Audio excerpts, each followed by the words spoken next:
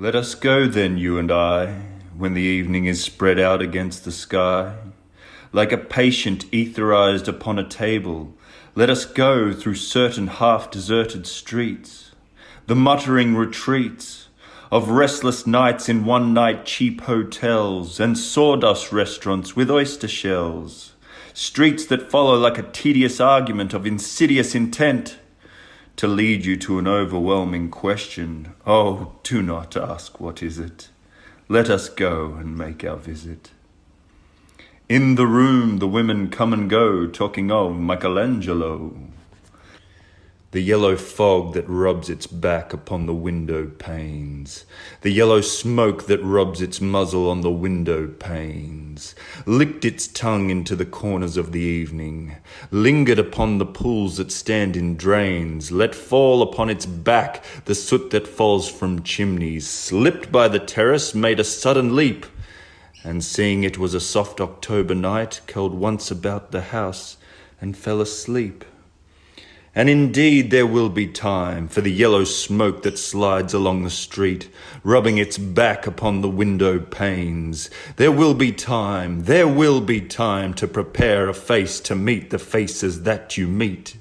There will be time to murder and create, and time for all the works and days of hands that lift and drop a question on your plate. Time for you and time for me, and time for yet 100 indecisions, and for 100 visions and revisions before taking of toast and tea. In the room the women come and go, talking of Michelangelo. And indeed there will be time to wonder, do I dare? And do I dare? Time to turn back and descend the stair? With a bald spot in the middle of my hair, they will say, how his hair is growing thin. My morning coat, my collar mounting firmly to the chin, my necktie rich and modest but asserted by a simple pin. They will say, but how his arms and legs are thin. Do I dare? Disturb the universe? In a minute there is time for decisions and revisions, which a minute will reverse. For I have known them all already, known them all. Have known the evenings, mornings, afternoons. I have measured out my life with coffee spoons. I know the voices dying with a dying fall beneath the music from a farther room. So how should I presume? And I have known the eyes already, known them all. The eyes that fix you in a formulated phrase. And when I'm formulated, sprawling on a pin, when I'm pinned and wriggling on the wall, then how should I begin to spit out the butt ends of my days and ways? And how should I presume? And I have known the arms already, known them all, arms that are braceleted and white and bare, but in the lamplight downed with light brown hair. Is it perfume from a dress that makes me so digress? Arms that lie along a table or wrap about a shawl. And should I then presume? And how should I begin? Shall I say, I have gone at dusk through narrow streets and watched the smoke that rises from the pipes of lonely men in shirt sleeves leaning out of windows. I should have been a pair of ragged claws, scuttling across the floors of silent seas.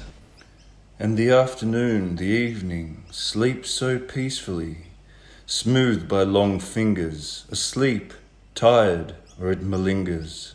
Stretched on the floor here besides you and me, should I, after tea and cakes and ices, have the strength to force the moment to its crisis?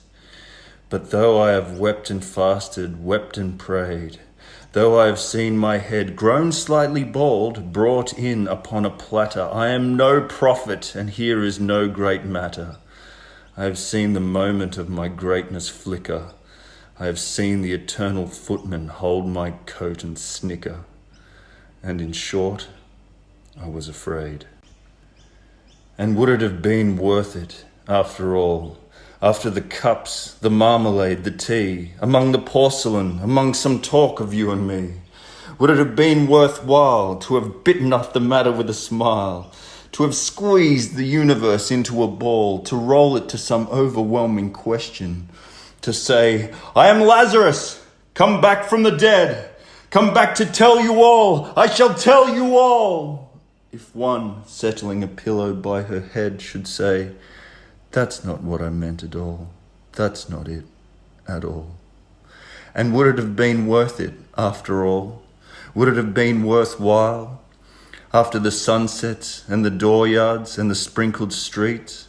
After the novels, after the teacups, after the skirts that trail along the floor, and this and so much more? It is impossible to say just what I mean, but as if a magic lantern through the nerves in patterns on a screen, would it have been worthwhile if one, settling on a pillow or throwing off a shawl and turning to the window should say, that's not it at all, that's not what I meant at all. No, I am not Prince Hamlet, nor was I meant to be.